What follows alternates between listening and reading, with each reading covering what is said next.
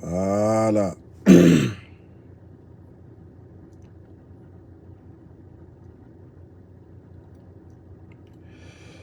Paiku sare gal paingal labangal nantungalinde paingangal nanda ede ya paile la salmina on lando sidon e jam nokukala ka won don e ka jodor don onon e wondibe mon e jatigibe mon e musibe mon don andi hande ko nyallal sakkitori gangal e nder lewru sumaye on e la yuro on fou ko kala ko wontirɗo Mali Bamako kamɓen ton feeti o wi kamɓe ɓe juuli hande Mali Bamako kanta waka e jama on ok o message raɓɓuɗuɗo ɗo mi waɗi ka PS TV ɗo no andirɗon non page mo wayde waɗirgol direct depuis Dubaï.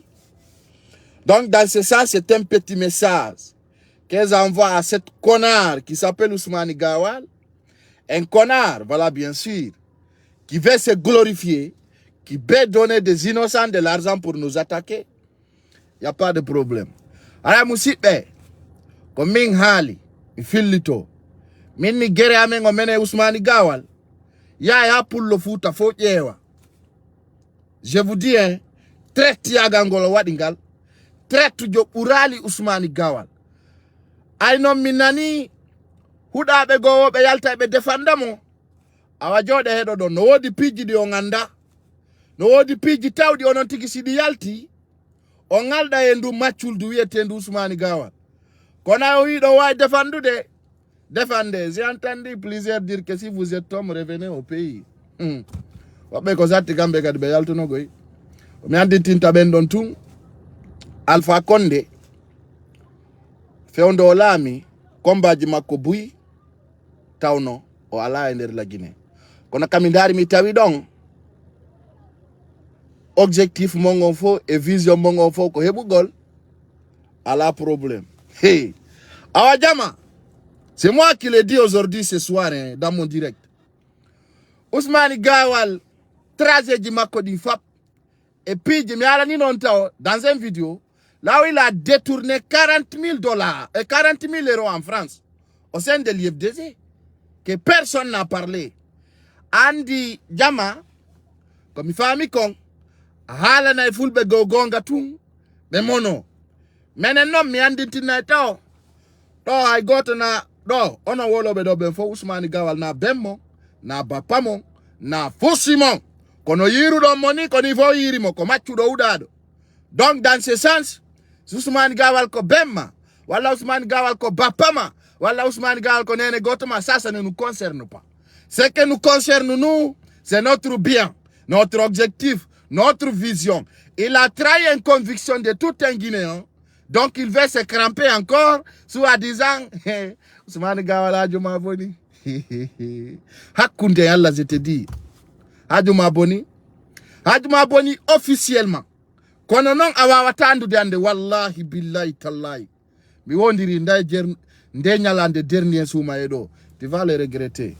Tu vas le regretter. Et puis toi-même tu vas t'asseoir dire que j'ai regretté. Wallahi billahi tallahi. Mar nabane mo message o heutamo. Mi wi wola na do maga. Nareta mi ala na ndo be jokkuno be Mutaru Diallo. Jokki Bantamasu.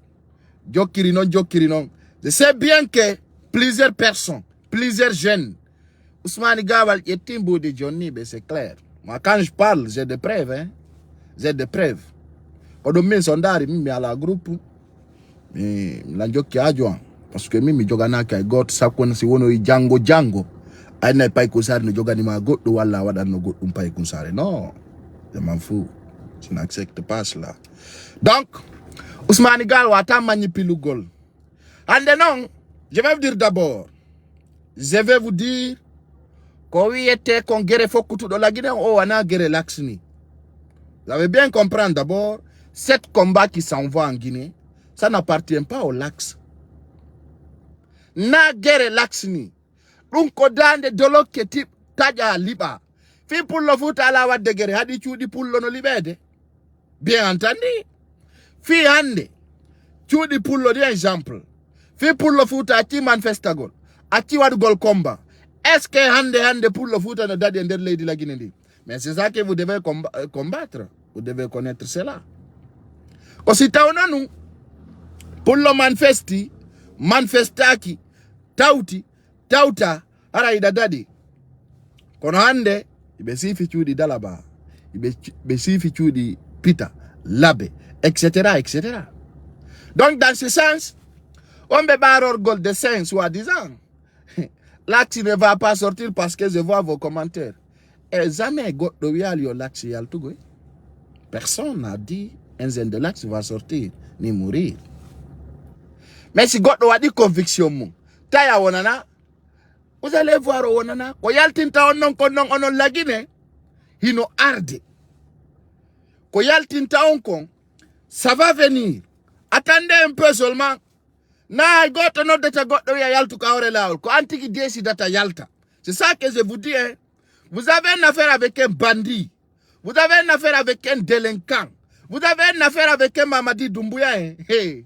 Ah baba andi ko ɓe wiyata ko pular wota ndaru ñaari kañenta gol ndandu ka poɓɓo koye awasa ɗaɓɓude siɗa ɗaɓɓude toso kunkun e nder yaadu ndu a famanay kono koni andi ko gonga ko enen kellani Mamadi Doumbouya ha o ƴuri ayo ƴuri ko fulɓe Fuuta ɓen o darti min mi hawjanaɓe wonɓe kellande ni Ousmani Gawal komi andintinta on tun ay ɗon andi fewdo ɗo wallahi lan andi directeur ɓe buy 5 habitat détournuɓe mbuuɗi ko yata 1 milliard 2 milliard jonni payle lan andi fi mum kono no arde mi haalata hay hunde hanyande Mamadi Doumbouya wi ay lan andi ko 15 mois woni ko la naddon okki sedia on waɗi réaction ji piiji buy yaltay awa si ngaɗoyi ɗo ko ɗon noon mi wiyata jama on nous les diaspora parce que min si mi haali buy deƴƴay on mbay sekkoji maɓɓe ɗin. Je vous dis, chers Guinéens, chers compatriotes, dans notre vision, dans notre combat, nous sommes toujours trahis. Nous sommes toujours sentis trahis. Donc quand on est trahi, on n'ose pas de parler. Quand il parle, on s'asserne. Ousmane Gawal est plus qu'illettré. Il m'a illettré. Mais bien entendu, il m'a on gandal makoko fous o wadanale la Guinée sina fenande. Et puis c'est tempéré, hein, je rappelle, c'est tempéré. C'est dit tes vidéos, c'est tempéré qu'on est do hulare dujo. Et aujourd'hui, du monde entier, hande yata soso jono kella fi o Mamadi Doumbouya wini wala 3 ans 3 mois. Ayata maninka jono kella wala no wada conviction. Fop no woni non, mais oui non, Mamadi Doumbouya wata et bien sûr 3 ans au pouvoir. Je vois certains peuples qui disent voilà, kala ko wada ko harene mo transition du tout ande kombo aserna nder leydi la Guinée ndi ɓuri selludale. Hein? Hombo aserna la Guinée ɓuri selludale. Je l'ai dit ce soir, hande ko selludalen e Sidia Touré yaltindinna e nder suudu. Ɓe liɓi suudu selludalen ndu ɓe acci ɗon suudu Sidia ndu. Bien entendu. Bien entendu. Tout le monde a vu avec leurs propres yeux. Leurs propres yeux. Ɓe liɓi suudu selludalen ndun ɓe acci ɗon suudu Sidia ndu. Bien entendu foppu yi ɗum ɗon ka. Nana ɓe ana CNRD on o wattitirni kono jama un certain moment en awjata aylan andi ko ɗo wonɗen ko arta kon fof ko yeso men ɗo watta en yiyay piiji tawayɗi hino ngalɗini ɓiɓɓe leydi ndi ay tun o wi onon ko faveur mon on hay si tawi gonga andi ko on no ɓuri kirɗurgol sondu no wawi wirirde ga ndu wirira ga eya mena meɗen wonani fof awata wonande fof ɓe wi être neutre c'est être las. Être très satan, hein? Être neutre, c'est être las. Ça, c'est le bon français qui le dit. Donc, awata nous de la ona ni Paul, la ona ni Pierre. Donc, ko fenande non. Ko fek. Ko birdi. Celle-là no jale, celle-là no wowle. Kono musi daja wondi landarude. Min hali hande. Ousmani Gawal. Il appelle de multiples appels dans mon téléphone. Parce qu'ils sont peur. Ils sont peur d'être déstabilisés, très peur d'être humiliés, très peur d'être vraiment découverts parce que c'est des bandits, que tout le monde sache bien, c'est des délinquants ignorants et qui veulent juste dans leur faveur. Ande ko wela inomo, mo sikku de hari, imo mari militant. Kanko Ousmane Gawal. Mo sikku de hari mo mari militant. Ko fenande hein. Ko fenande. Wala hay goto. Kawsoki. Mo andi message de wonno vekkidude din. E ko wonno feddinde kon. Kono si suma yo mayi dun yaltay. Si dun non yalti dun kadi fettay. Ha non goddo yedda. Aita o anta premier frappon. Ka jama on hala ni modon ay frappi wita o jamfike ben makko. O tawi dun wala ke bernde makko ne. Be wadi resistance. Ami hala na yo min sokugol pass goddo lagini no wala wa yaro ndiya. Ber ko yitere udito to ombo. Soma ma on tay tolerance ala goy. On tawa fijundaru ala e programme jidi. Parce que hande historiquement, souvent, c'est le pelle qui se crampe. Sur la disant, non. Ousmane Gawal a utilisé les jeunes. Hande ala hiki do yeso. Hapullo waraburi Ousmane Gawal. Vous comprenez? Il n'y en a pas. Hande kadi manika ben etimo no wadi sauru men. No piru den no nyande go no Mutaru Diallo no empiru gol. Bien entendu? Mutaru Diallo koni o wonir no ka RPZ arc-en-ciel. Koni o wonir no to. O aserni fulbe ben. Ala ko gerali kanko Mutaru Diallo. Konande on to woni. Bien entendu. Awa moyni Ousmane Gawal no jangi walla Ousmane Gawal ko gorko minni o fenay. Ko fenande Ousmane Gawal ko nagil. Ousmane Gawal ko vrai mbewa. Ousmane Gawal il n'a jamais été humain. Et puis kadi ala hu wondir do Ousmane Gawal ha woni ko neddo. Kala sedu do makko ina ko traite jo. Ha hande. Dans toute son histoire catégoriquement, que moi j'ai connu. Kala no dudo lang hali fi makko ina la Ousmane Gawal c'est un traître. Bien entendu. Et puis je vous dis, cette combat que la Guinée débute, et hande, grève won don kankan. Ko zende laksi wadi tong. Non. Ko wani ko wadi de labe. Ko zende laksi wadi. Non. Et puis, les gens qui parlent de l'axe doivent se méfier. So méfiaki, nyande go ara ita wang l'axe exista. Hawata, petit miring unko wiete kondo l'axe tawata, ça n'existe plus. Parce que quant à nous, il y a des choses, il y a de plein de stratégies. On connaît aujourd'hui beaucoup de jeunes qui sont sortis, qui sont morts à la Méditerranée. Il y a beaucoup de diaspora de l'axe. Je connais, il y a plusieurs jeunes ici. Mais vous allez savoir d'abord, cet combat qui se mêle pour un changement ne se mêle pas pour une ethnie ou un peuple ou qui ce soit. Et puis, ça n'a pas là. Et now, got the yaltinta, got the waramo. Mais wara yon ay kander chudi mon so yaltali. Ko do ni on famali goy. Hay so yaltali ko tombe nata tabe wara on. Ton kander chudi ton tombe nata tabe yaltina on be wara on. Yeso itay kumpa. Wallahi, billahi, tallahi. Son kuro azibra. Ta wembe no do ton grand fop men etata be yalta kander lady la Guinée. Be fop puma be yalta ton. Si ben do yalti tawon kadi. Bembe yahanton. Wow la non. Parce que ande no yurumi. Ça fait pitié. La Guinée sandari. Ko ender fo biye be wuri. Sandari mbudi la Guinée dindi fe attaque aéroport. Ko fo biye di tawata wona di fabriquer dender la Guinée. On famine. Mais sondari ande dans toutes les plateformes médiatisées, sondari au sein du gouvernement, CNRD n'a jamais pris compte pour les jeunes de l'axe. Oui, CNRD n'a pas compte les jeunes de l'axe. Mais non, vous n'allez pas voir. Parce que leurs convictions, ils ont trahi leurs convictions. Et quand tu as trahi une conviction, tu ne seras pas considéré. Les combats, les stratégies, les plans offensifs, ça trahit dont tu n'auras pas la considération. Donc, les gens qui parlent au nom de l'axe, je dis réfléchissez et savoir. I go to awata yaltingol goddo. Kono ko yaltinta on kon no arde. Bien entendu. Ko yaltinta on kon no arde. Ben be sikku don ko yimbe mon. Ben ko aybe mon. Ala non kadi jokku do laksa sa yimbinna wara buri Ousmane Gawal. Mais bien entendu, aujourd'hui, comme il a gagné un poste de ministre, il veut se cramper aussi, utiliser en même temps aussi les jeunes. Est-ce que Hande combat faut que tout donc Fiyal Tougol. D'abord, ça c'est au niveau international, nous on mêle. Notre combat d'abord, c'est au niveau international. International, on a ko andintingol jamaon au niveau international. La Guinée doit avoir un embargo à la immédiat. On embargo non si ebike. On subami anda usmani gawal si ko gorko. Ben no wibe ko worbe ko ender la Guinée be woni. O satti do taw yal tutonde. So yal titon on tawi men kayasiga. Ha baba. Awanganda hay membulantao. Hay membulantao. Billahi wallahi tallahi.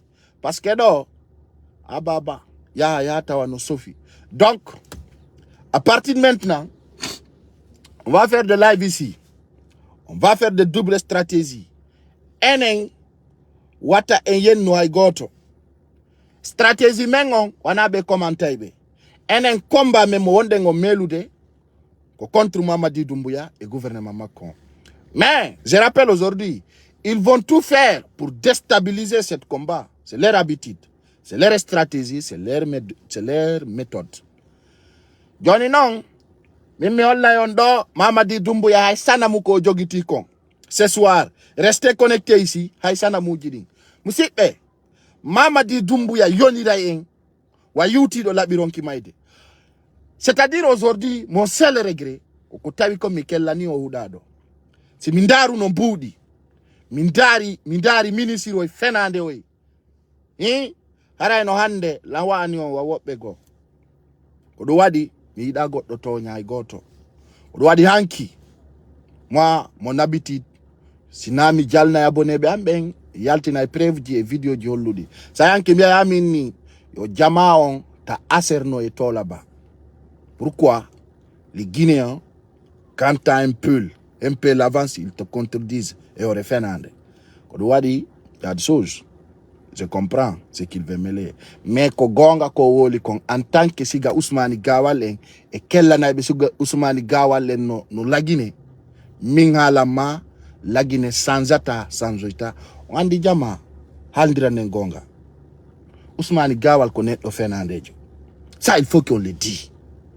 Munani mujabi kono be wonbe yigal fikawarbe arte lagine fikawarbe arte lagine mais ko Fernandez jokudon. Vous ne pouvez pas vivre dans l'extérieur ala bi do gorko ko adna do burdo wurdo ko jananiri harana ender kaso woni ala bi do gorko mardo puissant wurdo ender aventure harako aventure wondo fort, l'aventure des diaspora, l'aventure des asiatiques, l'aventure même en Afrique là, pour vivre ici c'est pas facile, à plus raison de notre pays. Mais les inconscients mal intentionnés vont savoir un jour la réalité. Maintenant comme on est pirate de ko changement, oito la ba mondo ngasernu de on nyande go fankay. Oyande sellu dalen accidi on e CNRD ka. Hande sellu dalen accidi on e CNRD. Ah, kopoza njombo ni wolude. Ay goto. Bebe wada 3 ans 3 mois. Kombo woli. Est-ce que goddo ngeddi e der capitangal? Fofi na janno wali no talli. Ko won andi ko dum benni. Wosi lekkirtama si bindere nde ngittama fo wanday. Hande fore siejo no halude ay Mamadi Doumbouya inni o wada 3 ans honto opposambe fore sie bembe wolata maninka soso fono deji ay hari ko sellu dale woni don bien entendu est-ce que go no halude mais personne, tout le monde est calme. Sellu dale kadi wada ta commentaire hore mum parce que objectif on vision on mi ala na ndono hunde wotere kadi menen hande wombe yewtude fi présidentiel Ludalen jokki fi makko jamma nyalorma hande c'est celle Ludalen nato yi kapale ko menen be jettata aybe haysi men faalo yama yawgol kapale to men natata min o kami woni on halande do. J'étais victime de ça à Dakar ici. Be jetti lankon et teti.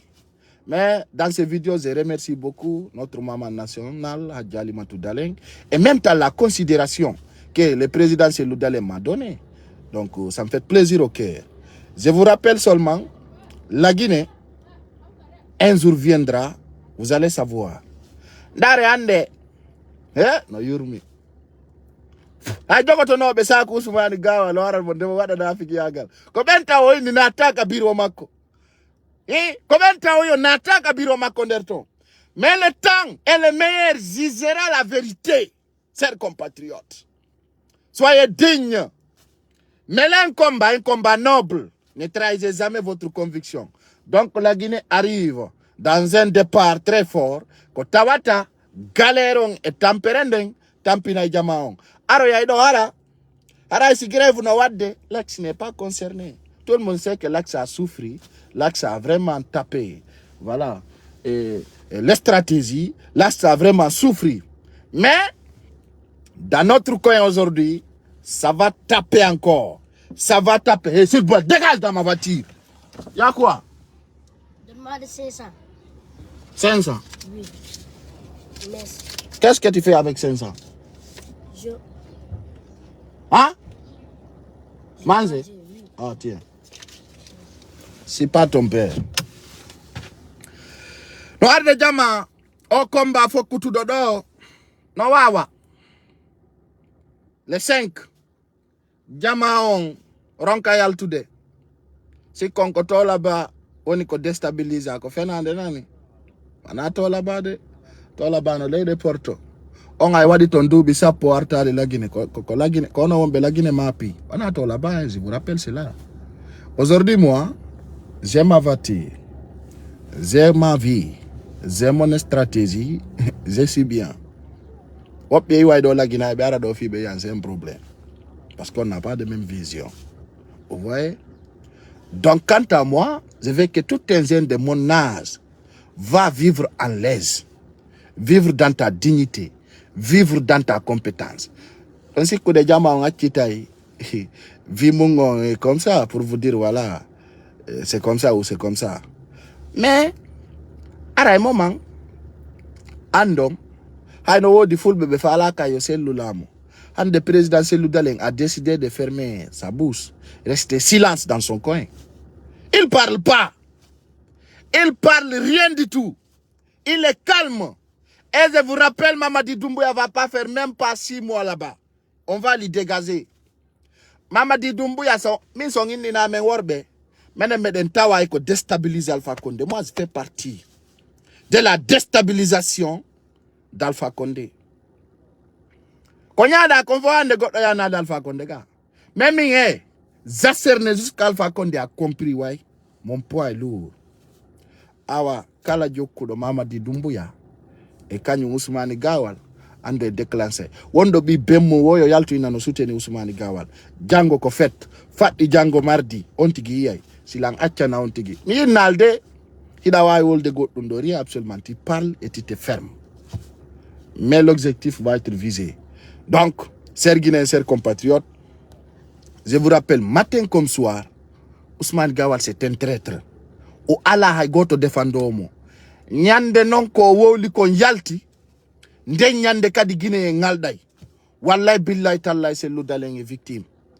Il est victime. Il est victime no yurmi. Celludaleng est victime. Ko do wadi se mi wi. Si Guinée me ben jodi ke sikki ko Celludaleng perdi. Nous là, nous on n'a rien à perdre. Rien absolument. Rien. C'est vous qui vivez en Guinée. Wallah, la Guinée. Même la salaire que je respire, j'aime pas. Yaw jawa et taxi wander la Guinée. Ndara, nobe ouriri. Mais on veut un changement pour vous. On veut un changement pour vous. Mais dans ce sens, c'est médiocre maudit qui s'appelle Ousmane Gawal et Nengra, un traître, aujourd'hui, qui accompagne des bandits pour casser les maisons de peuple. Nanago Onewiyadang. Ousmane Gawal, on a bépéré. Bon, don dapaje. Ousmane Gawal ande no jokki liba be cuudi fulbe. Mene me wiuno ko wobbe gono tonga ko mani ka woni ko habita ko dum cuudi wona libirede. Hande ko Ousmane Gawal woni arde prolonza no cuudi libire cuudi fulbe. Fulbe jonni mo buudi dega S'il vous plaît, dégagez dans ma voiture. Ousmane Gawal. T'as compris? Allô? Ouais. Mi do direct nani? Mi jatata o numéro nkoni. Kagoto no dira numéro jenkoni. Ousmane Gawal hande. Woni accompagne de hachuudi fulbe be libe. Bien entendu, haɓe liɓa cuuɗi fulɓe ɓen. Mais ayɗo miɗo yore lawol ko andintingol on tun nawane lawo message awa yewta Ousmane Gawal si men ma yaali programme makko awa programme bien entendu o wawa Muttaru Diallo ñande go o wawa Muttaru Diallo min non haali ɗum yo fo kadi andu fop yo andu ko ɗum wonata réalité. Mi haalanayi on kadi mi rasira on à 100%. Mamadi Doumbouya wattata ɗo hay si ɗuuɗi ha ɓurata 6 mois haray o dégagike yo andu kanko Mamadi Doumbouya ɓen jokkumo ɓe ɗon ɗon taw fop ko fenande ɓe fuɗɗori Ousmane Gawal naɓiri noon bila vogi ɓe fop maɓɓe c'est des menteurs. Mais le temps est le meilleur jugera. Les 5 si jama on nani yalti y a pas de problème. So nanali on yaltali ñande ɓe ari ɓe yaltini on ka cuuɗi mon ko nden ñande andoton ko nden ñande andoton ha juwe laafi ko nden ñande andoton ko surtini kon ko ɗum huɓɓini ley ko nden ñande andoton Guinée ino arde. Donc on se retrouve ici, restez là et à partir de maintenant on va faire les faillas par là. Inch'Allah, restez connectés, c'est juste pour vous rappeler, ça va être chaud. Ousmane Gawal ɗum ko jemma ñalorma bimbe kiki de ñande o piiji ma yaltay chaque jour et puis kadi o wawata daɗude y a pas hay goto wata mo sauvugol. Donc préparez-vous pour les 21h ce soir et restez connectés sur cette page, ça va être de bon. Jama musidɓe fulɓe musidɓe am wonɓe landarude wone sincère et serein andi ton dow ko fokkiti kon no tuyɗi no hawni vrai awa fenande ko yimɓe ɓen fokkintinni kon ɗum kadi jama on do a préparanagol parce que ande kadi ko yo jama on faamu ko complicité ko sellu dalen woni vision maɓɓe on ayno oɗo Allah waɗi alaka leydi ton fewdo ɗo ni alhamdulillahi rabbil alamin yo Guinée en jooɗo ndaara